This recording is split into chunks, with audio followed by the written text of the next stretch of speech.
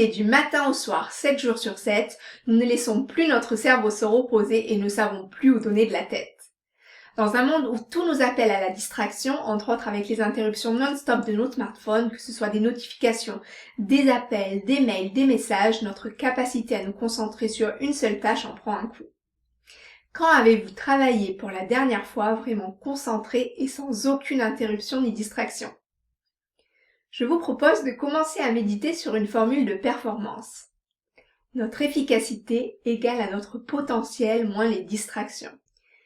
Si vous avez de mauvaises habitudes de travail et êtes complètement épuisé à la fin de vos journées, l'américain Cal Newport a inventé un concept pour être plus efficace qui consiste à aménager des phases de travail de deep work, de travail en profondeur, donc de bloquer des créneaux horaires sans distraction où vous êtes concentré avec toute votre attention sur une activité pour pouvoir tout simplement mobiliser vos capacités intellectuelles, réfléchir, être plus créatif et surtout avancer.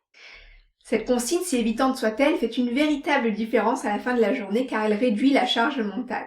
Même si vous ne parvenez qu'à bloquer une seule heure par jour dans votre calendrier, ce sera très certainement un temps intense et bien plus efficace que si vous êtes sans cesse interrompu.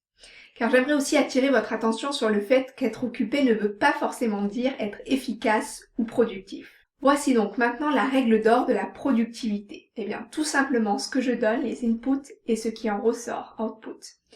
Pour être encore plus efficace, je vous propose également de vous poser une seule question le matin au réveil.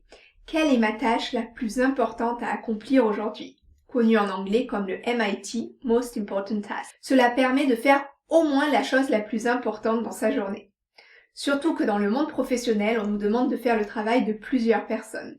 C'est fini l'époque où on pouvait tout faire parfaitement en prenant notre temps. Souvent, quand des personnes partent, eh bien, elles ne sont pas remplacées et la charge de travail, elle, ne cesse d'augmenter. Alors bien sûr, il faut de plus en plus prioriser les tâches à accomplir. Et pour cela, il existe également de nombreuses méthodes. Notamment la matrice de Eisenhower qui permet de classer les tâches et de commencer avec les plus importantes et les plus urgentes.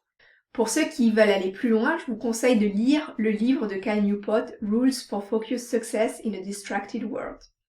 Pour conclure sur le thème de la concentration, je dirais que tout cela nous renvoie au fait d'avoir de bonnes habitudes. Il s'agit de rester constant. Il vaut mieux faire une seule chose chaque jour qui nous amène à long terme vers une amélioration durable dans la continuité, plutôt que de perdre son temps avec des distractions et d'être frustré en fin de journée sans avoir le sentiment d'avoir pu avancer. À la clé, de bonnes habitudes pour une meilleure efficacité.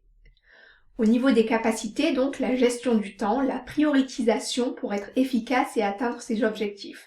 Je dirais qu'il est aussi important plus que jamais de se rendre visible. Personne ne viendra vous chercher.